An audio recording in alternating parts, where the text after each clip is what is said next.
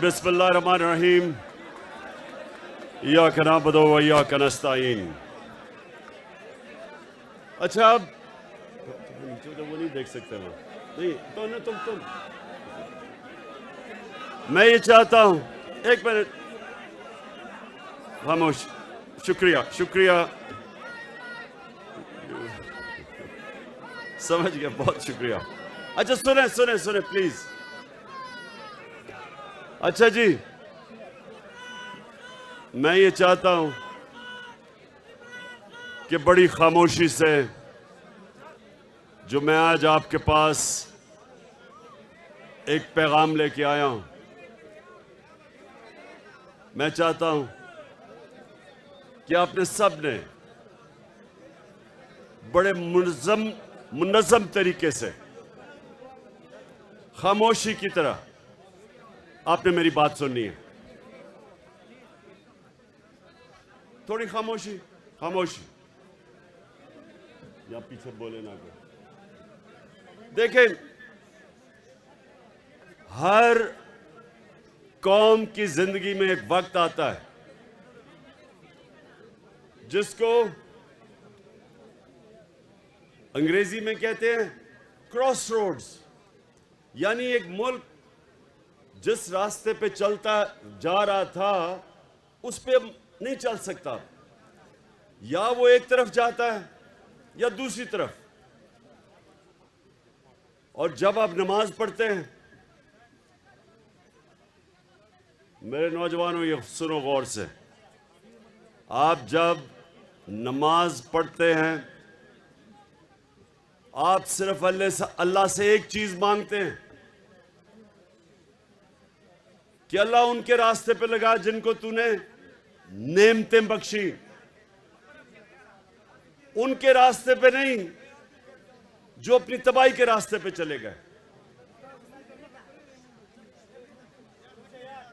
तुम इधर बैठ, तुम आप भी बैठ जाओ, बैठ जाओ, बैठ जाओ, बैठ जाओ, आ जाओ, आ जाओ, बैठ जाओ। सामने भी वो देख नहीं सकते, इधर आ जाओ, इधर इस पे बैठ जाओ ना, इधर आ जाओ, पीछे आ जाओ। उधर ओहो,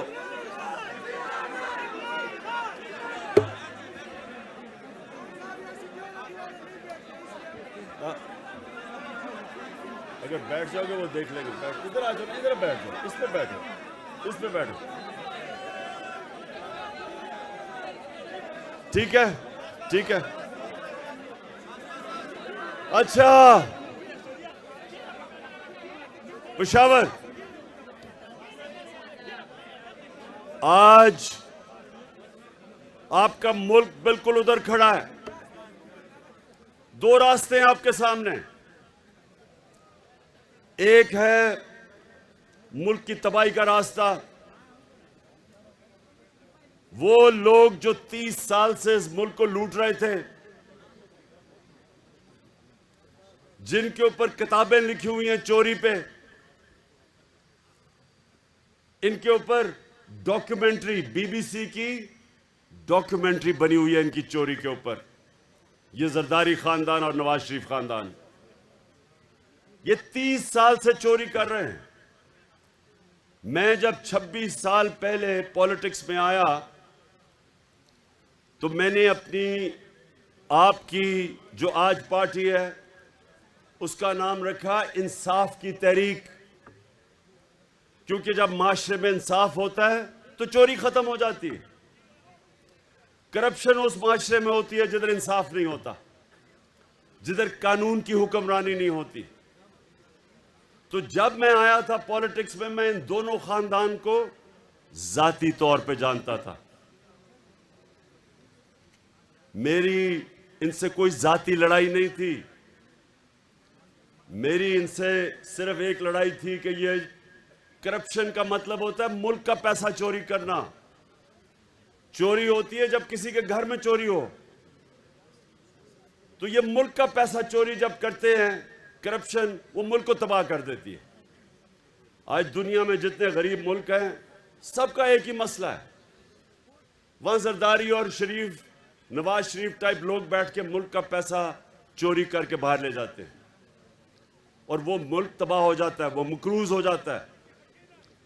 सो सुने, आज जो लोग पहले जनरल मुशर्रफ ने इनको बचाया, अपनी कुर्सी बचाने के लिए इनको एनआरओ दिया। एनआरओ का मतलब इनकी सारी चोरी माफ कर दी। वो मुशर्रफ कर ही नहीं सकता था, क्योंकि चोरी तो पाकिस्तान की कौम के पैसे की चोरी थी, उसकी जाती चोरी तो थी नहीं। उसने पहले अपने आप को बचाने के लिए उसने इनकी चोरी माफ की। अमेरिकनों ने बीच में पड़े। कॉन्डोलीजा राइस, वो जो सेक्रेटरी ऑफ स्टेट थी, उसने अपनी किताब में लिखा कि मैंने मुशर्रफ को और जरदारी को इकट्ठा किया और मैंने मुशर्रफ से इनको एनआरओ दिलवाया। इन दोनों चोरों को एनआरओ मिला,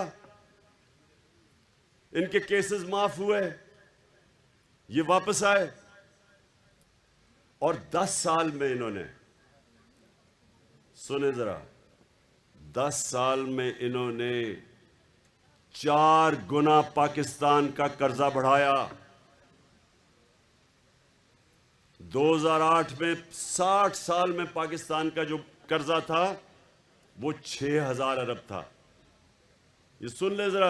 और नौजवानों, मैं चाहता हूं कि ये आप ज़हनों में डाल लें कि आप किसके लिए लड़ रहे हैं, आप किसके लिए जहाद लड़ रहे हैं, तो आपको पहले समझ आए कि मुल्क से हो क्या रहा है।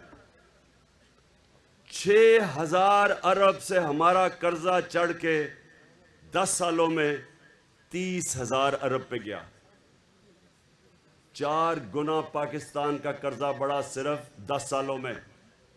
60 सालों में जितना कर्जा लिया था इस मुल्क ने, इन्होंने अपने 10 साल में 4 गुना पाकिस्तान का कर्जा बढ़ाया। जिसका नतीजा क्या हुआ? जब हम आए 2018 में, तो जितना भी हमने टैक्स का पैसा इकट्ठा किया था, आधा पैसा चला गया इनके लिए हुए कर्जों की किस्तें देने पे। आधा पैसा उधर चला गया। तो मुल्क कैसे चलाते, कैसे हम लोगों की खिदमत करते हैं, सड़कें बनाते हैं, स्कूल बनाते हैं, अस्पताल बनाते हैं? क्योंकि आधा पैसा तो इनके लिए हुए कर्जों पे चला गया, किस्तों पे। अब हमें लोगों ने वोट दी 2018 में इन 2 चोरों के खिलाफ। हम इलेक्शन जीत के आए। ये दोनों बार भाग गए। ये नवाज शरीफ बार भाग गया, इसहाक डार बार भाग गया, इनके बेटे बार भाग गए। नवाज शरीफ के, शहबाज शरीफ के दोनों बेटे आज बाहर हैं। क्यों बाहर हैं? क्योंकि ये डरे हुए थे। कर्जे इनके ऊपर, इनके दौर के केसेस बने हुए थे चोरी के।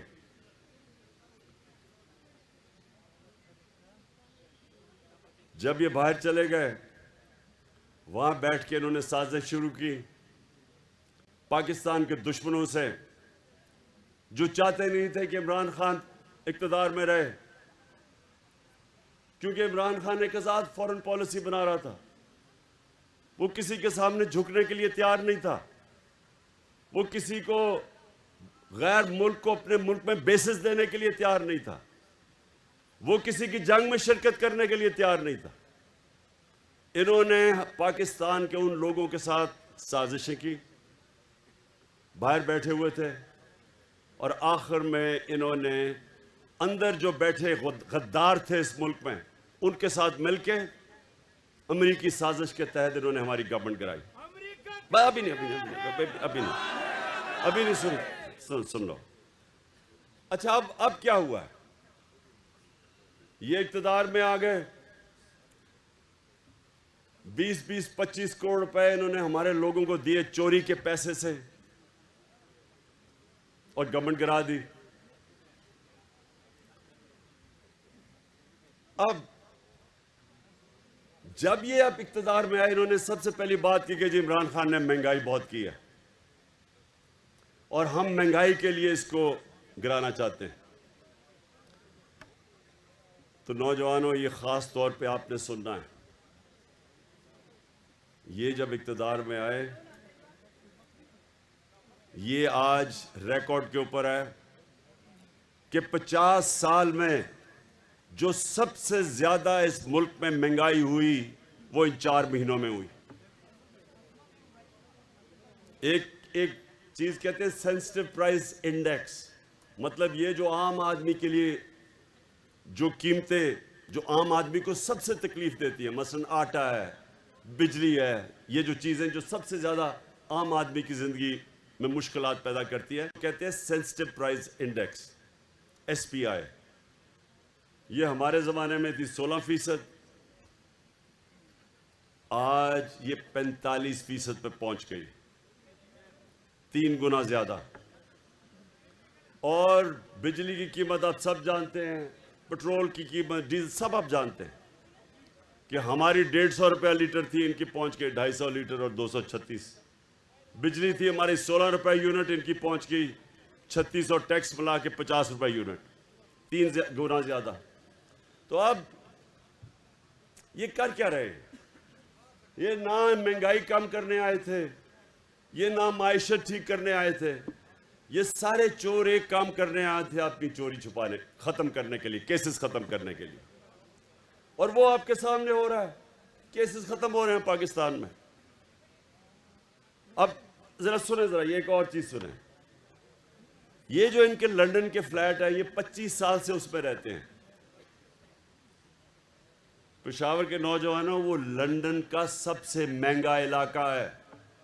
मैं लंदन जानता हूं, बरतानिया का प्राइम मिनिस्टर उस इलाके में नहीं रहता जिधर इन्होंने महंगे तरीन इलाके में फ्लैट लिए। 25 साल से रह रहे हैं उधर, मुलाकातें उधर होती हैं। उसने, हुसैन शरीफ ने कह दिया हमारे फ्लैट हैं, नवाज शरीफ ने असेंबली में कह दिया हमारे फ्लैट हैं। और आप जानते हैं कि वो मरियम की अदालत में क्या कहा गया? उसने कहा, उसने नैब से पूछा, अच्छा आप नैब पे अपना आदमी बिठा दिया है, नैब का हेड इनका अपना आदमी बिठा दिया है, तो फिक्स हो गया मैच। उसने कहा कि नैब साबित करे कि क्या इनके फ्लैट है या नहीं है। यानी ये 25 साल से जिन घरों में रह रहे हैं और तस्लीम करते हैं हमारे हैं, लेकिन वो प्रोसिक्यूटर कहता अब नैब बताए कि इनके हैं या नहीं। ये ऐसा कभी मुल्क में मजाक हुआ है? ये ऐसे है कि एक आदमी वो चोरी कर ले कुछ और उसके घर से बरामद हो जी कोई गाड़ी चोरी करके ले जाए और घर से पकड़ी जाए, और वो किसी और के नाम पे, अपने नाम पे ना रखे, वो गाड़ी कंपनी के नाम पे रख दे, तो जज कहे जी हाँ तुम्हारे घर में तो बरामद हुई है गाड़ी, लेकिन साबित करो कि ये जो जिसके नाम पे है वो वाकई इन्होंने चोरी करके अपने, यानी वाकई चोरी की। ये ऐसा हुआ, ऐसा मजाक कभी इस मुल्क से नहीं हुआ। सारे केसेस माफ हो रहे हैं। इसहाक डार जब बाहर गया तो वो क्यों बाहर गया? ये जरा क्यों मुल्क से छोड़ के बाहर गया था 2017 में? क्या हुआ? सुने क्या किया इसने? 2012 में इसके असासे थे 60 लाख, 70 लाख असासे थे इसहाक डार के 2012 में। नैब ने उसे बुलाया 2017 में, उन्होंने कहा ये तुम्हारे अब 90 करोड़ कैसे असासे बन गए? आपने कौन सा काम किया कि आपके 80 लाख से 90 करोड़ पे असासे चढ़े गए? जैसे उसे सवाल पूछा वो जहाज पे चढ़ के मुल्क से बाहर भाग गया। अब वो उसको वापस ले आए हैं, अब नवाज शरीफ वापस आएगा और वो करेंगे क्या कि वो इस मुल्क के अंदर अपना, उन्होंने इलेक्शन कमीशन बैठाया हुआ है जो कि बददियानतदार आदमी है, इनके घर का नौकर है। इसने पहले पूरी धांधली बाई इलेक्शन में की, उसके बावजूद हम जीते पंजाब में। अब इनकी कोशिश ये है कि ये यहाँ ऊपर बैठे, तहरीक इंसाफ के खिलाफ केसेस करें, इमरान खान को किसी तरह डिस्क्वालीफाई करें या किसी तरह उसको जेल में डालें। केसेस को तो 24 FIR काट दिए इन्होंने मेरे ऊपर। वो कोई फर्क नहीं पड़ता, लेकिन एक ओ ना ओए हो ना, बस बस बस सो ना ना बस अभी नहीं, अभी मैंने आपसे सवाल पूछने हैं, आपकी कोई भी आपके सवाल हो। अच्छा सुनने जरा, पहले मैं यहाँ पर आपको कहने की क्या कोशिश कर रहा हूं, ये जो अब वक्त है ये सियासत का वक्त अब नहीं है, ये अपनी मुल्क की हकीकी आजादी की जिहाद का वक्त है। ये जो अब मैं आपकी तैयारी करवा रहा हूं, ये जो आपकी तैयारी है, ये अपने मुल्क के मुस्तकबिल को बचाने की तैयारी है। ये आप अपने बच्चों की जंग लड़ रहे हैं उनके मुस्तकबिल के लिए। मैं आखिर में जब आपके सवाल हो जाएंगे उसके बाद मैं आपसे एक हल्फ लूंगा जाने से पहले। सब ने आपने मेरे साथ हल्फ लेना है जब मैं खत्म करूंगा।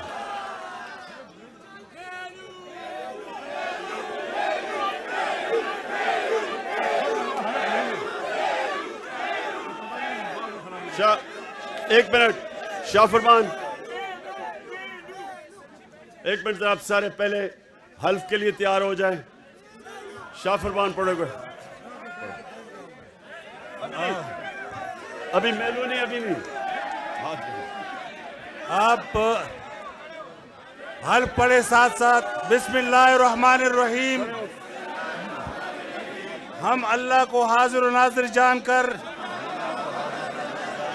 हल्फ उठाते हैं कि पाकिस्तान की आईन की पासदारी करेंगे और इसकी हिफाजत करेंगे, और ये कि हम हकीकी आज़ादी तहरीक को जहाद समझकर इसमें हिस्सा लेंगे और हर किस्म की कुर्बानी देंगे। अल्लाह हमारा हामी और नासिर हो।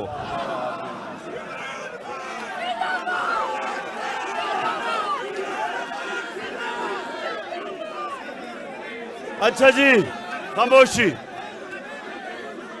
5 सवाल लूंगा मैं, 5।